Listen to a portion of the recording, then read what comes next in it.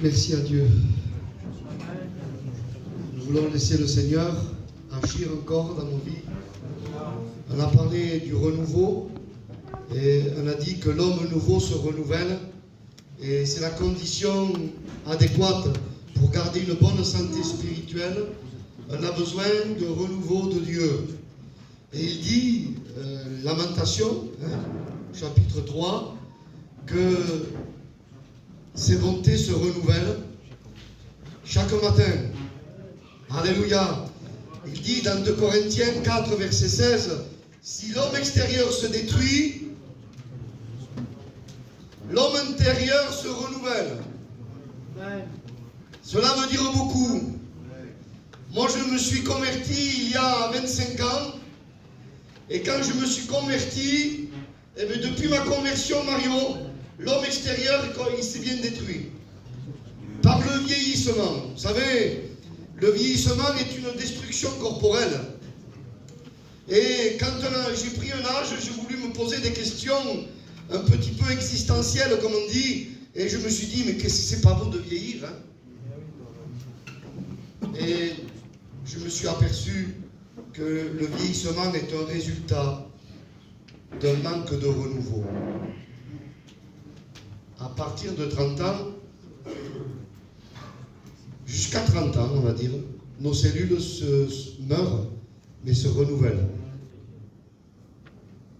Mais après 30 ans, à peu près, à la louche, les cellules meurent, mais voilà. Le problème, c'est qu'elles ne se renouvellent plus. Et le manque de renouveau dans l'organisme provoque le vieillissement. Mais ce qu'il y a de merveilleux, c'est que moi je me vois à la glace, depuis 25 ans en arrière où je me suis converti, l'homme extérieur il a vieilli. Mais je bénis Dieu. Que l'homme nouveau n'a pas vieilli. Parce que là où le renouveau corporel s'est arrêté, le renouveau spirituel a continué. Amen.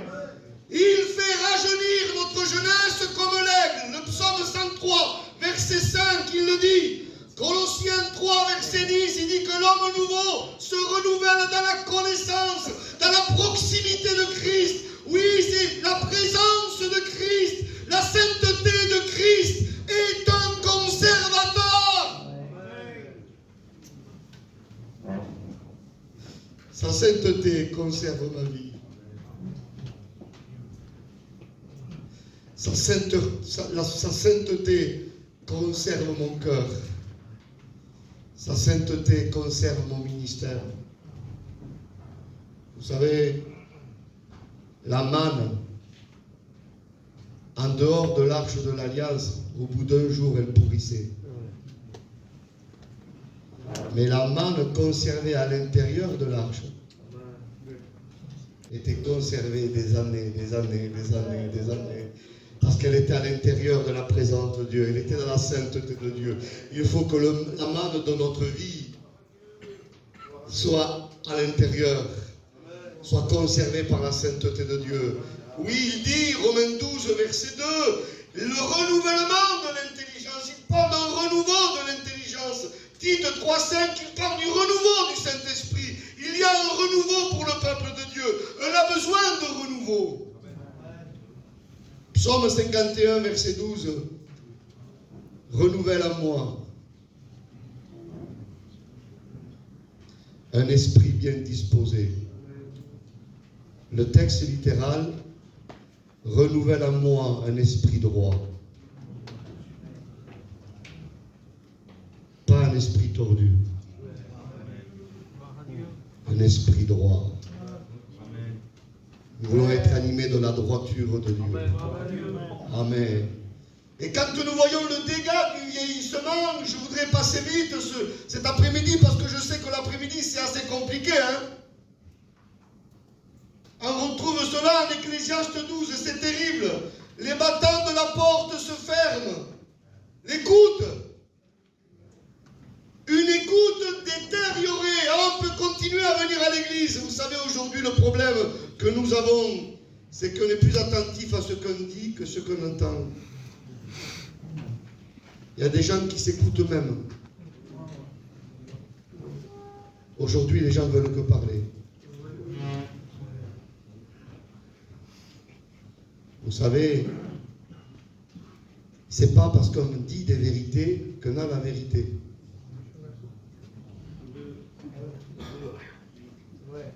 Un n'est pas ce qu'on dit, un est ce qu'on vit.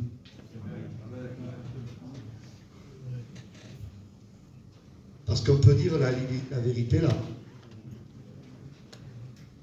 Mais avant de l'avoir là, dans la logique, il faut l'avoir au fond du cœur. C'est David qui dit, Psaume 51, verset 8, « Tu veux !» C'est toi qui le veux. Tu ne veux pas, Seigneur, que j'ai simplement la vérité là. Mais tu veux que la vérité soit au fond, dans les entrailles de mon âme, dans les moindres recoins de ma vie cachée. Que la vérité me réforme, que la vérité me mette à genoux, que la vérité me fasse plier, comme le disait le psalmiste. Le psaume 119, verset 36. Incline mon cœur vers tes commandements. Amen. Amen. Alléluia. Nous voulons être des inclinés. Alléluia. Nous voulons que la vérité réforme à l'intérieur, peut-être des endroits inexplorés. Je ne suis pas là pour dire des belles phrases. Je ne suis pas là pour donner un bon message. Mais il faut absolument qu'il y ait en cet après-midi des sens qui viennent de Dieu. Il faut que nos vies spirituelles soient réveillées pour que nous puissions contempler la splendeur de l'évangile, de la gloire de Christ, qui est l'image de Dieu. Regardez ce qu'il dit, Éphésiens 5, verset 14. Réveille-toi, toi qui dors. Relève-toi d'entre les morts. Et Christ t'éclairera. Nous voulons que la lumière, Amen, passe dans tous les recoins de notre vie. Nous voulons que la lumière détruise nos ténèbres. Nous voulons que la lumière détruise l'obscurité. Nous voulons que la lumière, alléluia, détruise en nous tout ce qui ne correspond pas, tout ce qui se rebelle dans la volonté divine. Nous voulons véritablement nous laisser réformer intérieurement. Il y a trop de chrétiens superficiels. On en a parlé un peu hier. C'est le terrain rocailleux mentionné en Matthieu 13, verset 5, Matthieu 13, verset 20. Un maquillage terreux.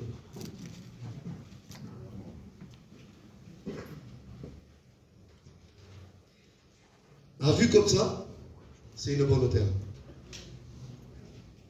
Je vous assure, c'est comme ça.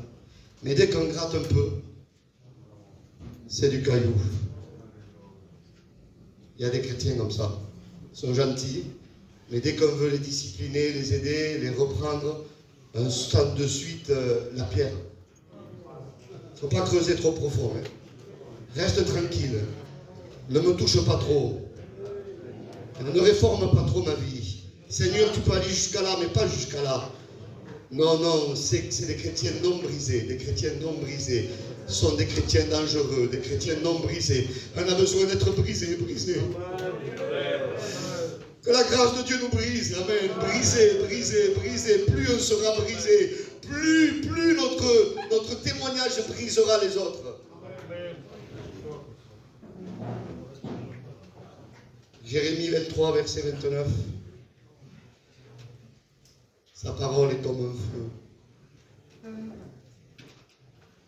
et un marteau. Es-tu déjà confronté au marteau de la parole? Le marteau qui brise le roc, il dit comme ça. Hein. Mais le texte littéral, il ne brise pas. Ce n'est pas une brisure reconstituable.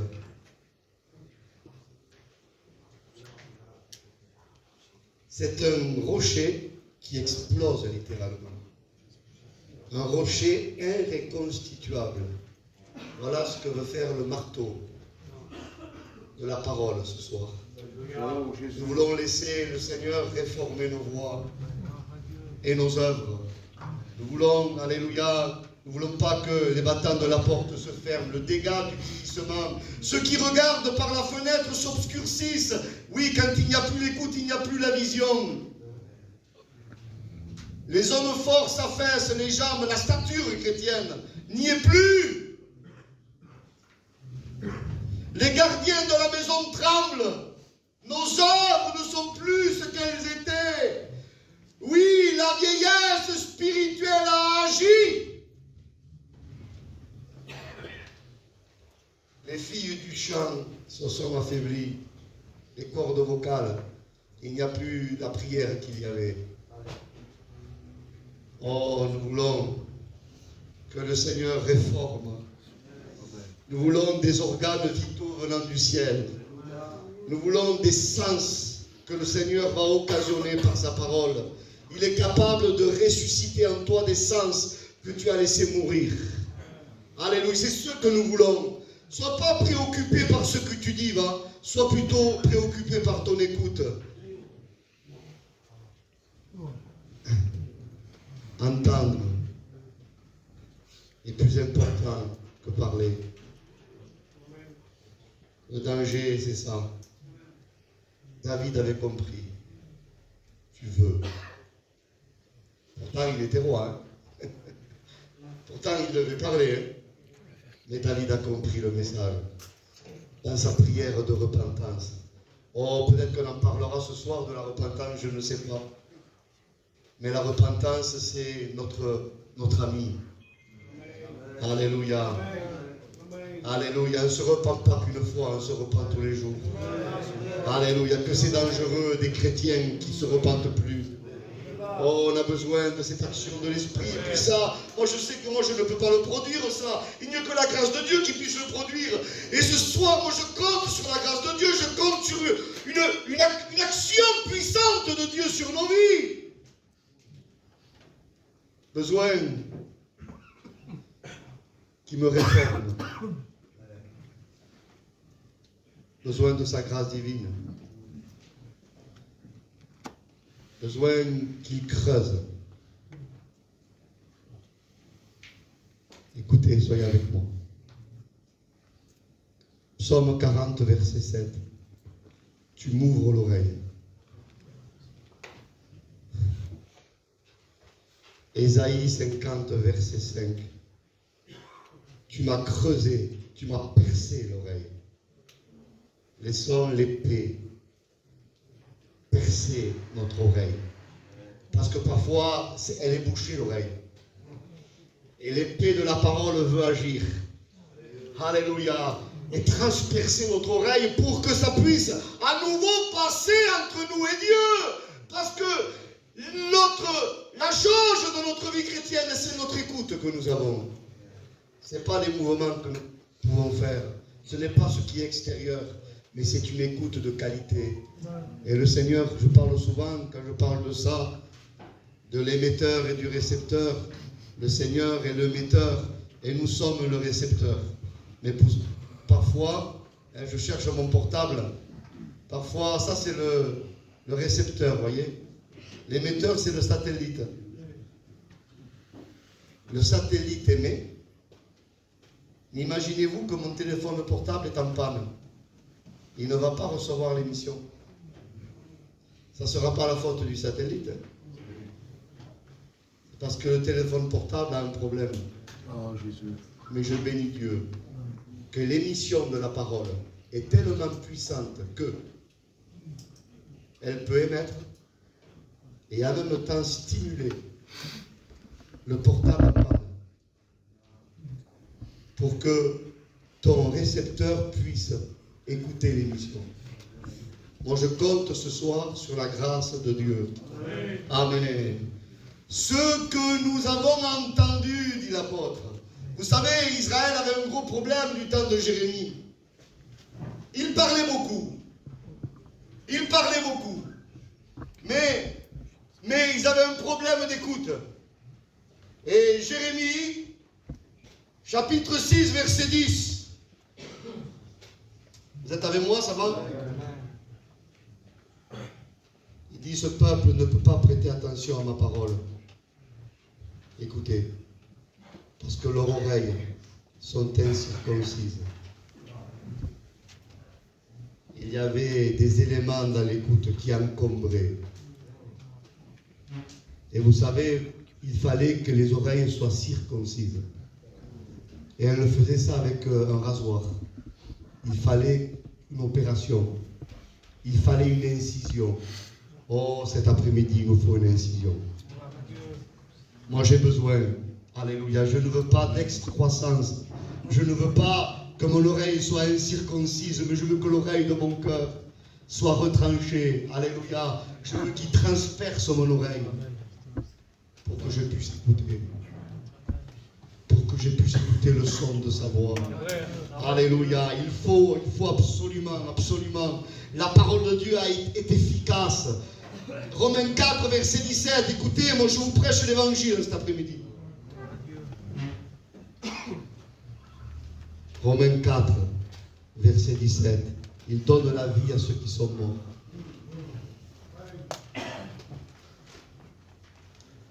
Et il appelle les choses qui n'existent pas comme si elles existaient. Nous, on ne peut qu'appeler que ce qui existe. Mais il y a des choses qui n'existent pas ou qui n'existent plus, peut-être, en toi. Mais l'émission de la parole peut te donner ce que tu n'as pas. Amen. Oh, ce soir, répondons à l'appel. Répondons à l'appel de Dieu. Dans des dimensions certainement différentes, mais répondons à l'appel. Parfois, l'écoute est en prison du temps de Joseph. Genèse 42, Genèse 43. Joseph, selon la préscience de Dieu, la volonté de Dieu, avait mis Siméon en prison en entendant Benjamin. Joseph voulait voir la venue de Benjamin. Benjamin était un type de Jésus. Sa mère l'avait appelé Benoni, fils de ma souffrance. Son père l'appelait Benjamin, fils de ma droite. Nous avons l'œuvre de Christ. Benoni, la souffrance de Jésus à la croix. Benjamin, Jésus ressuscité et s'asseyant à la droite du Père. Oui, l'œuvre de Golgotha ce soir peut sauver ta vie. L'œuvre de Golgotha peut te renouveler. L'œuvre de Golgotha peut te désemprisonner. Il y avait 12 fils. Il aurait pu prendre Ruben. Il aurait pu prendre Gad. Il aurait pu prendre un autre frère. Non, il prend Simon. Simon, écoute. Écoute en prison. Et quand Benjamin vient, alléluia, Simon sort. Il est désemprisonné. Oui, le Seigneur est capable de faire sortir ton écoute de ta prison. Je ne sais pas ce qui t'a plongé dans la prison au niveau de l'écoute, mais je sais une chose, c'est que le Seigneur veut te délivrer. Il veut une écoute libre. Il veut transpercer ton oreille encombrée. Il veut agir au plus profond de ton être. Oui, Luc 22, verset 51. Malchus avait l'oreille tranchée. La loi a coupé les oreilles.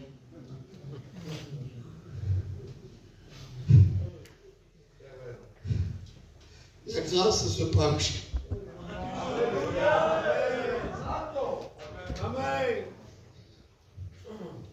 Le Seigneur va se pencher.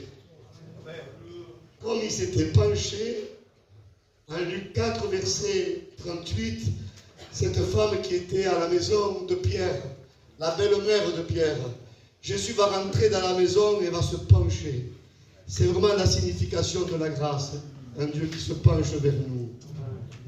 Amen. Et Malchus, Malchut en hébreu. Vous êtes avec moi? Amen. Je ne serai pas l'homme cet après-midi. Avec un peu d'expérience, je sais que les réunions d'après-midi sont les plus difficiles. Malchut, Malchus, c'est la royauté. Cet homme était maître de lui-même, se pensait maître de sa vie. On a la liberté cet après-midi, mes frères. Je parle à mes frères dans le service. Est-ce que nous faisons suivre notre ministère dans notre vie? Ou notre vie suit le ministère?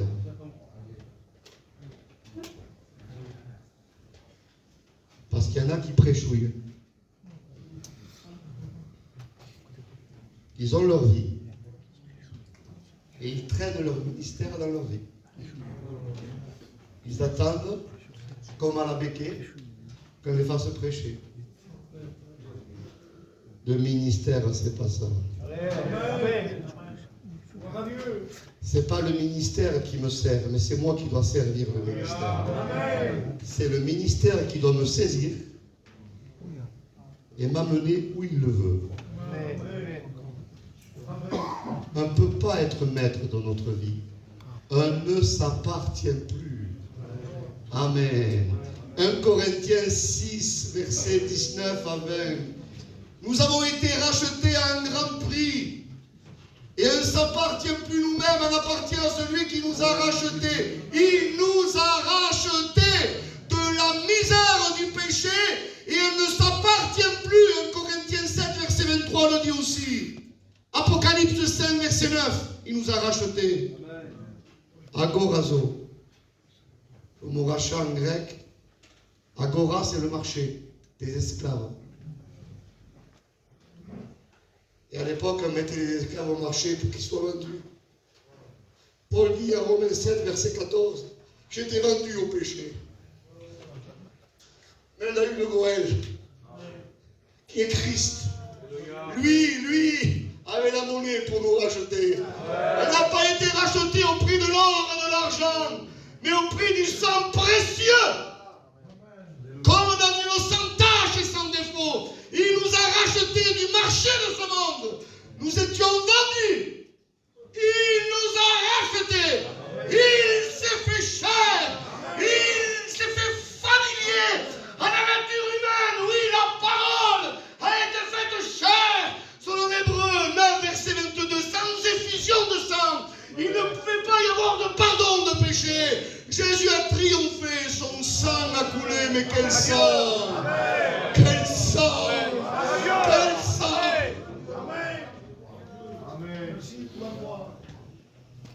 Le sang de l'homme qui n'a jamais péché. Oh, quel sang! Quelle monnaie! Pour dire argent en hébreu, on dit kesef. On dit aussi mammon, vous connaissez. Et on dit damim. Damim, c'est l'argent. C'est le moyen d'achat. Mais damim vient du mot dam, le sang. Le sang précieux. La terre a tremblé à la croix. La terre a tremblé. Alléluia. Je comprends qu'elle tremble.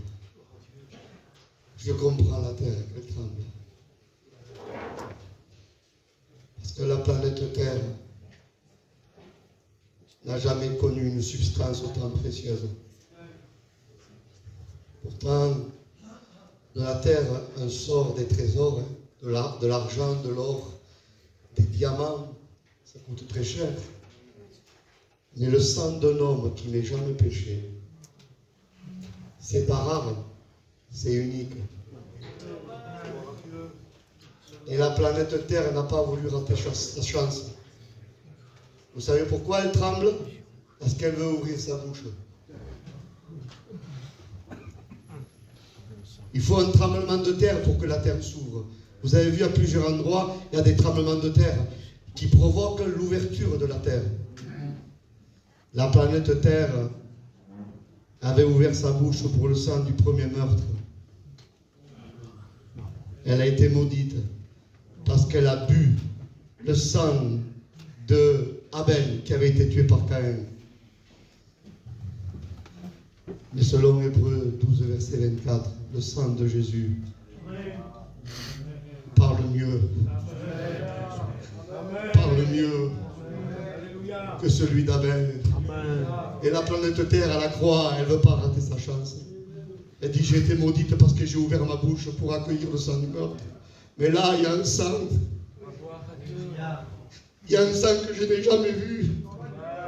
Toutes les guerres qui sont venues sur moi, j'ai absorbé du sang des meurtres, j'ai absorbé du sang des guerres. Mais ce sang-là, je ne le connais pas, c'est un sang pur. Elle a tremblé. Parce qu'elle a voulu ouvrir sa bouche une deuxième fois. pour accueillir le sang rédempteur. On a besoin de trembler ce soir. Il nous a rachetés du marché, agorazo. Mais dans Galates 3,13, il dit qu'il nous rachète de la malédiction de la loi. Vous êtes avec moi? Galates 3,13 et Galates 4,5. On le dit. Et c'est le mot exagorazo. C'est presque agorazo. Mais exo, c'est sortir. C'est-à-dire son achat, il nous rachète, mais il nous délivre du marché. Il nous met en sécurité hors du marché. Un chrétien qui a été racheté par le sang de Jésus n'est plus au bon coin du monde. Il est mis à part. Nous ne sommes plus à vendre. Ne te laisse pas acheter par la séduction. Ne te laisse pas acheter par l'orgueil.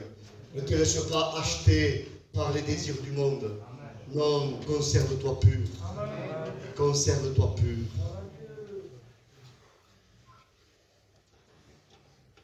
Il veut agir ce soir. Il est là pour agir. Oui, il veut que tu lui obéisses. Il veut régner sur ton royaume. Et je bénis Dieu, Malchus, qui était son propre roi, Malchut. Jésus va s'abaisser et va le guérir, lui créer une oreille qui va écouter.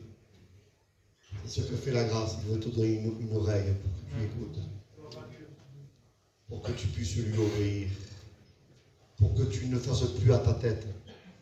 Et nous voulons obéir à Christ. Alléluia. Béni soit son Saint-Nom. Alléluia. Il est capable de disposer le récepteur. Le veux-tu? Je disais ça dernièrement, je pense que c'est à Perpignan. Et je vais bientôt finir. Je disais ça. Il y avait un rendez-vous occasionné par Dieu. Il y avait la future maman du prophète Jean-Baptiste qui était de 6 mois. Et l'ange vient voir Marie, lui annonce qu'elle va porter le Messie. Marie accepte. Et en acceptant, je vous le fais court, elle reçoit en elle l'organe de Christ.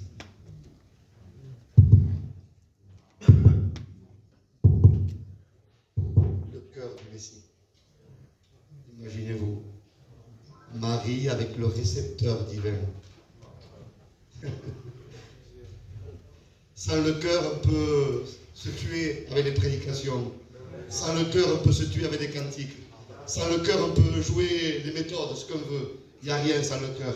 C'est le cœur de Christ qui donne la vie à ce que nous faisons. Alléluia. Vous imaginez la puissance d'un frère, la puissance d'un être humain qui possède le cœur de Christ. Et avec le cœur du Messie, avec l'émetteur, elle va voir sa parente Élisabeth, qui est de 6 mois. Je vous dis juste ça. Moi, j'ai voulu savoir pourquoi, mais Dieu savait avant tout le monde. Avant tout le monde. Avant 6 mois, le bébé à l'intérieur de la maman n'écoute rien du tout. Mais à partir de 6 mois, son oreille s'ouvre. Elle écoute le bruit de la maman et les bruits des gens autour. C'est-à-dire que Dieu avait coordonné un rendez-vous. Il avait suscité l'émetteur, le cœur de Christ, et il avait disposé le récepteur. Et quand il y a les deux, Amen, il y a bénédiction. Alléluia. Je voudrais dire à mes frères en cet après-midi, persévère. Tu t'es dit, les miens ne se convertissent pas. Je voudrais encourager mes frères serviteurs de Dieu. Je prêche depuis tant d'années à ces familles. Ils ne veulent rien entendre. Attends. Il y a un temps où Dieu disposera les récepteurs. Et peut-être juste à ce moment-là, une visite changera tout dans leur vie. Il a fallu juste qu'une salutation. Mais quand le récepteur est disposé, une salutation avec le cœur de Jésus. Vous imaginez l'impact?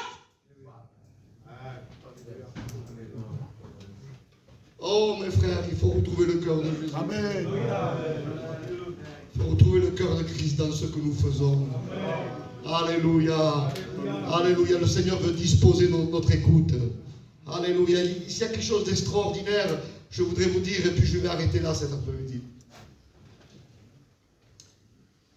Nous n'avions pas de sens. Nous étions morts. Et ça ne serait pas écrit, je ne le croirais pas. Éphésiens 2, 1, Éphésiens 2, 5, Colossiens 1, verset 13. Colossiens 2, verset 13. Nous étions morts. C'est-à-dire insensés. Psaume 14, verset 1er. Vous êtes avec moi? L'insensé dit dans son cœur, il n'y a pas de Dieu. Voilà. Il n'y avait plus de sens qui fonctionnait en nous. Nous étions sensibles au monde, sensibles au péché, mais en ce qui concerne Dieu, rien. Absolument rien. Il n'y avait plus de sensibilité, plus rien.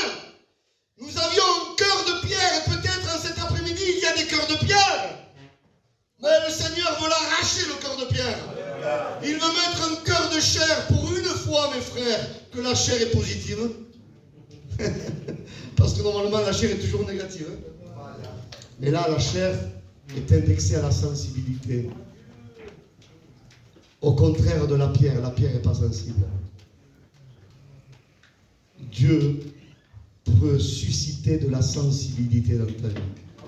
Oh, que c'est beau, que c'est merveilleux. Et puis Jean va dire, 1 Jean 1, ce que nous avons entendu, ce que nos yeux ont vu, ce que nous avons touché.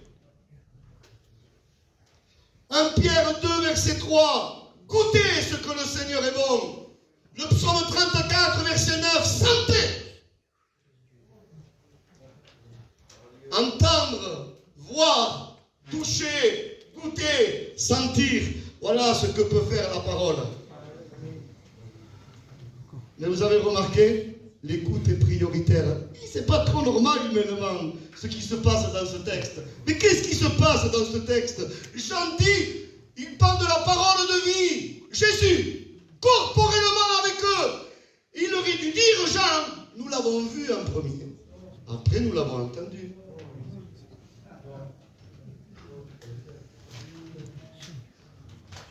Ils l'ont vu, eux, comme les autres ne l'ont pas vu.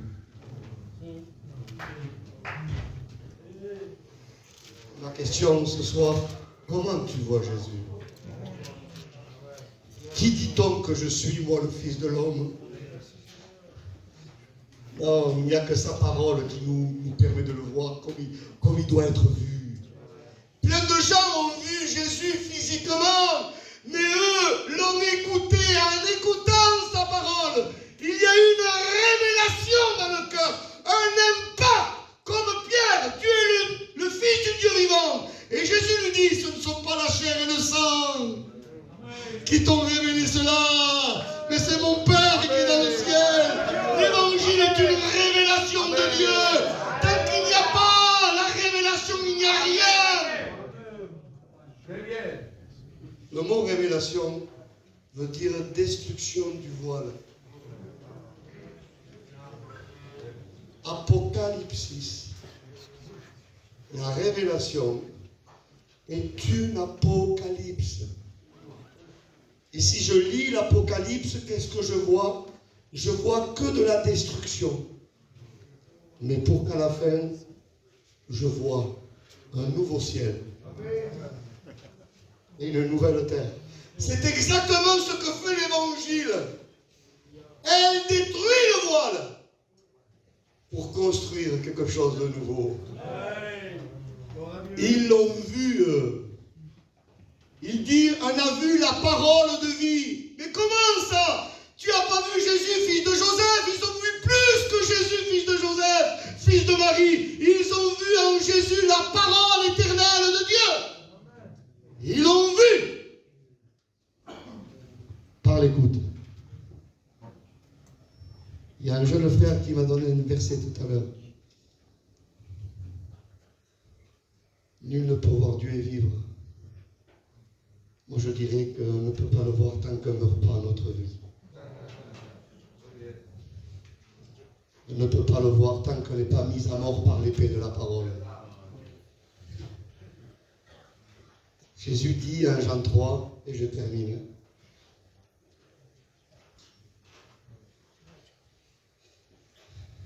Il dit à Nicodème, écoutez, moi je m'incline humainement. Nicodème, c'est pas Michael.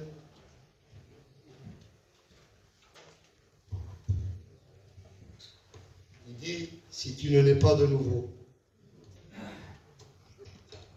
tu ne peux ni voir ni rentrer dans le royaume de Dieu. Vous êtes avec moi? Il y a deux dimensions à ce texte. Je voudrais dire la première que vous connaissez. Voilà. Je vais terminer. Le royaume de Dieu, c'est le lieu où iront tous les croyants, purifiés par le sang de Jésus. Mais le royaume de Dieu, des cieux, soyez avec moi. Selon Luc 17, versets 20 à 21. Quand viendra le royaume des cieux, de Dieu? Jésus dit, le royaume de Dieu ne vient pas d'une manière à frapper les regards. Car le royaume de Dieu est au milieu de vous. Le royaume de Dieu, c'est Christ. Amen. Et Jésus disait à Nicodème, tu veux me voir? Il faut naître de nouveau pour rentrer en moi. Parce qu'on peut voir Christ quand on est en Christ. Amen.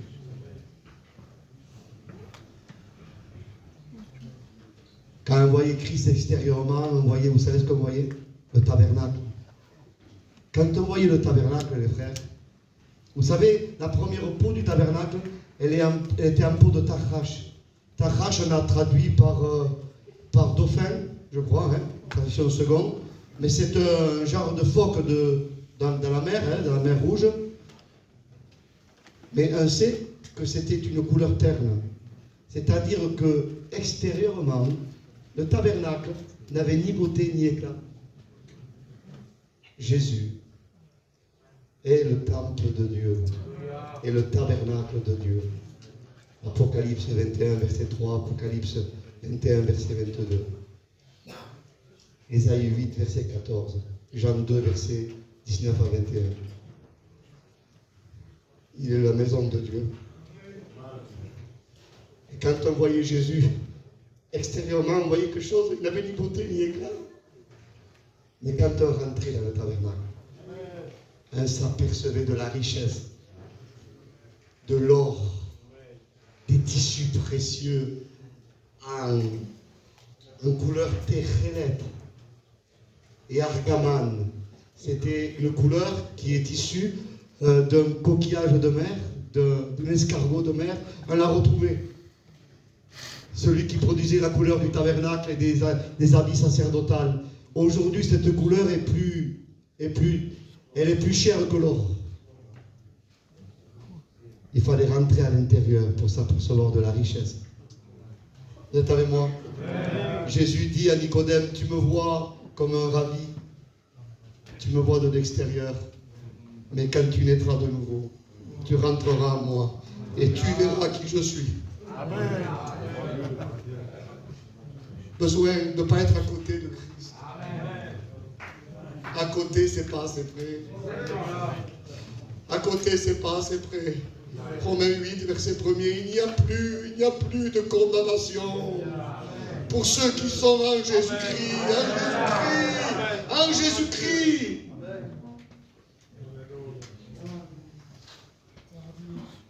Vous savez comment on dit vivre?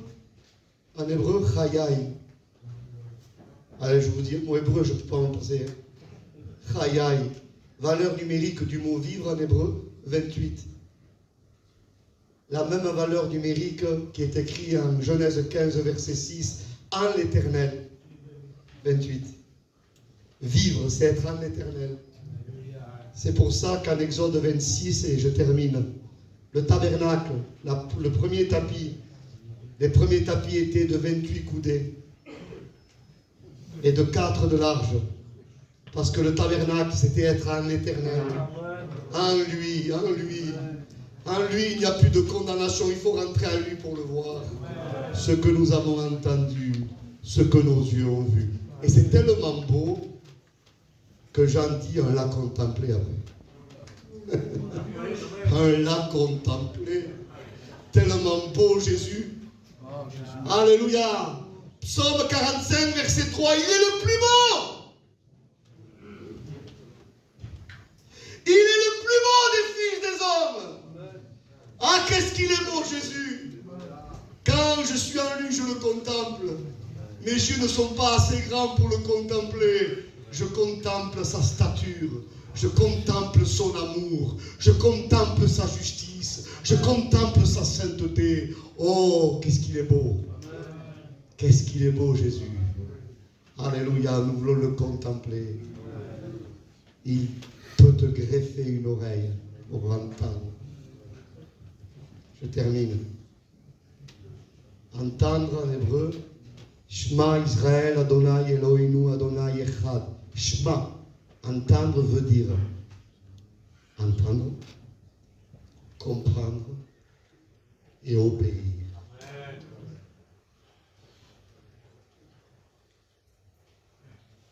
Vous savez, si vous avez des problèmes auditifs, je ne sais pas, moi je commence à en avoir un peu.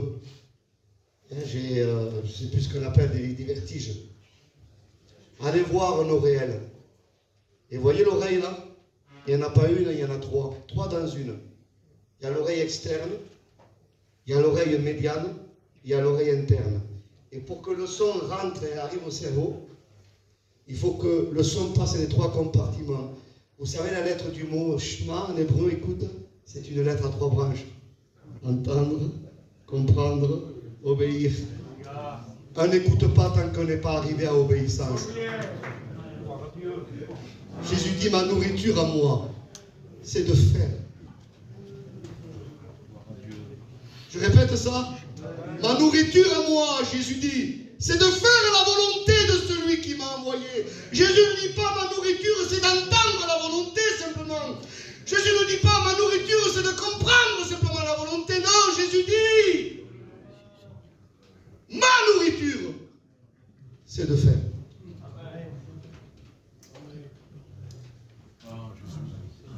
Philippiens 2, verset 13, je termine.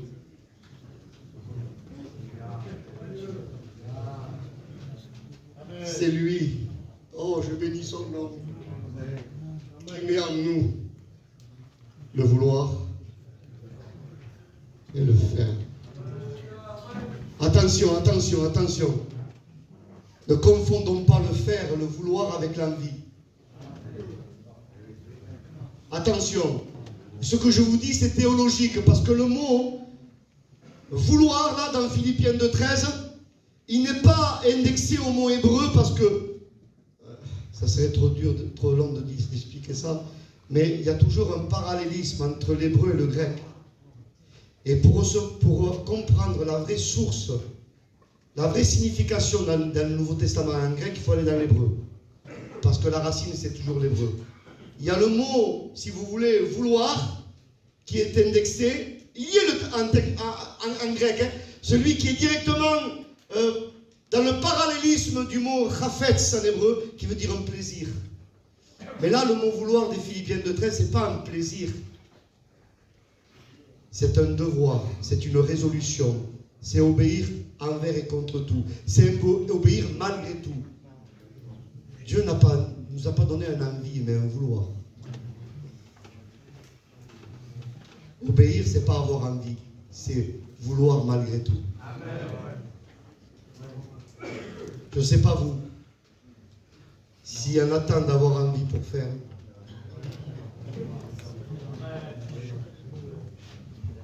Je ne sais pas les frères. Hein? Je vous parle avec mon cœur. J'avais pas envie de venir au séminaire. Je reviens du Portugal il y a 2 jours, j'étais très fatigué. Mais le vouloir a dominé mes avis contraires. Mes frères, je pense que souvent le matin, vous n'avez pas envie d'aller travailler. Mais parce que vous aimez les vôtres. votre vouloir domine les envies. La maman, quand le bébé pleure à 4 heures du matin, elle n'a pas envie de se lever pour donner du biberon, hein, mais elle aime. Voyez, il met en nous un vouloir qui est capable de dominer toutes les envies contraires. Et obéir ses vouloirs avec Dieu. Parce que quand on veut, on fait. Vous savez à quoi on voit qu'on ne veut pas? C'est quand on ne fait pas.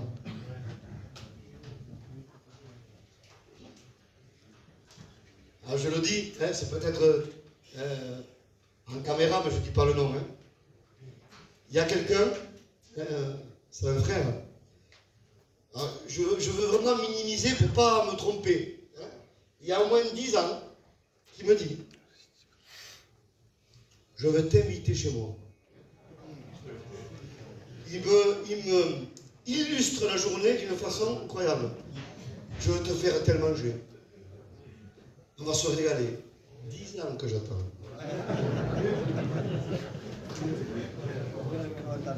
Je ne sais pas s'il veut.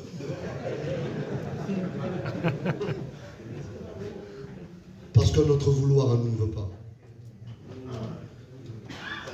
Mais son vouloir à lui arrive à aboutissement. Oh, que le Seigneur nous aide. Entendre, comprendre, obéir. Tant qu'on n'est pas arrivé à l'obéissance, on n'écoute pas. Et si on n'écoute pas, on ne se nourrit pas. Il y a un processus, même dans la... Il dit, Matthieu 4, verset 4. Allez, je termine ce coup-ci, c'est vrai. L'homme ne vivra pas de pain seulement, mais de toute parole qui sort de la bouche de Dieu. Regardez les 3 étapes pour se nourrir. Goûter, avaler, digérer. Tant qu'il n'y a pas la digestion, l'aliment ne s'éparpille pas dans l'organisme et ne me donne pas les vitamines nécessaires. Parce que même si je goûte, même si j'avale et au respect que je vous dois, si je ne garde pas, mon corps n'a aucun bénéfice à la nourriture. Il faut goûter, avaler et digérer, entendre, comprendre et obéir. C'est ça la véritable oreille du disciple. Alors je cite ça. Ésaïe 50, verset 4. Chaque matin, tu éveilles mon oreille. Amen. Pour que j'écoute. Comme écoutent les disciples.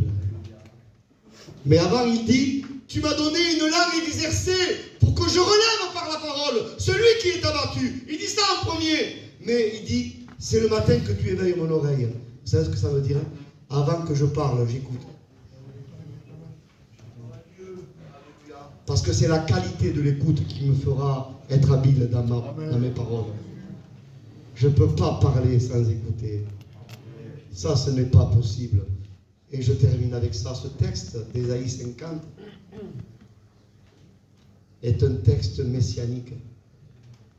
Et le Seigneur nous montre comment il a écouté. Je suis sûr que le corps de Jésus n'avait pas envie d'être crucifié entre ciel et terre. Le corps de Jésus n'avait pas envie qu'on lui arrache la barbe. Mais Jésus a voulu. Il était déterminé. Parce qu'il nous a aimés. Jusqu'à la mort.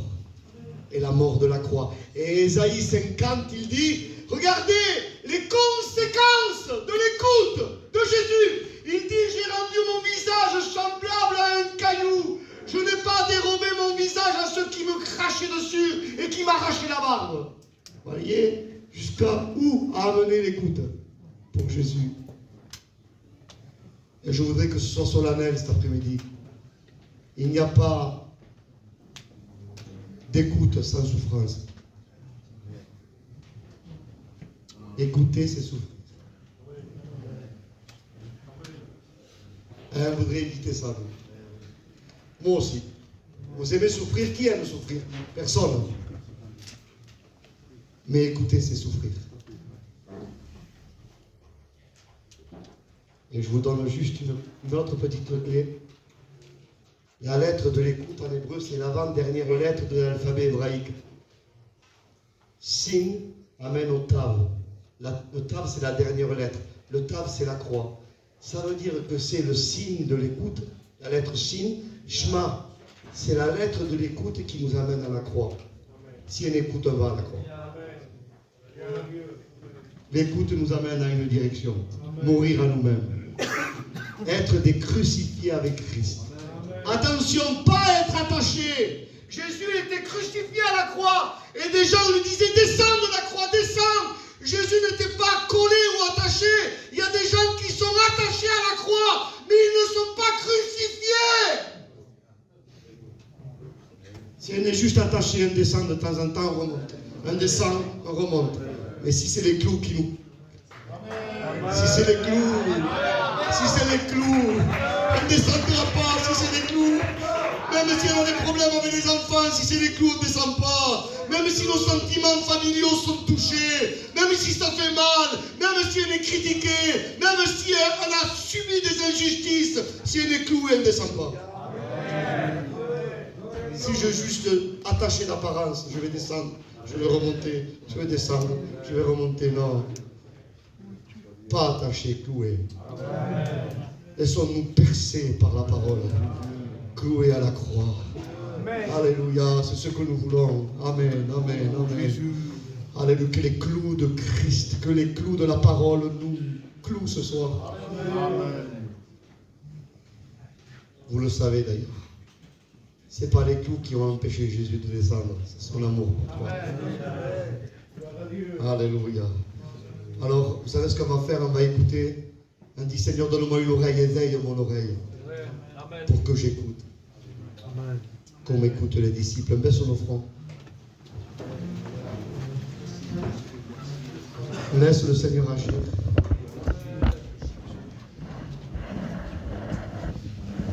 Une écoute sensible. Une écoute qui est capable d'écouter la proximité de Dieu. Reste les fronts baissés. Quand Dieu a créé l'univers, il a créé avec une façon de parler assez particulière. Avec un verbe qu'on appelle en hébreu lomar. Il y a plusieurs façons de parler en hébreu. Léagid, c'est parler fort. Kara, c'est crier. Le verbe lomar, c'est chuchoter. C'est parler très très doucement. On appelle ça la parole de proximité. Et quand Dieu a appelé Abraham à sortir de son pays, de sa patrie et de la maison de son père, il s'est servi de la parole lomar. Il a chuchoté à Abraham. Vous savez pourquoi? Parce qu'Abraham était à proximité de Dieu. Parfois, Dieu pourrait élever le ton de la voix. Et s'il le fait, il nous habituerait de vivre un évangile loin avec lui. Et le Seigneur nous dit, c'est pas à moi à lever la voix, c'est à toi à s'approcher. Plus près, plus près. Profitons de cette parole de proximité. Nous voulons entendre chuchoter le Seigneur. Nous voulons entendre le souffle de sa bouche quand il nous parle. Alléluia. Je laisse la place à mon frère Marie.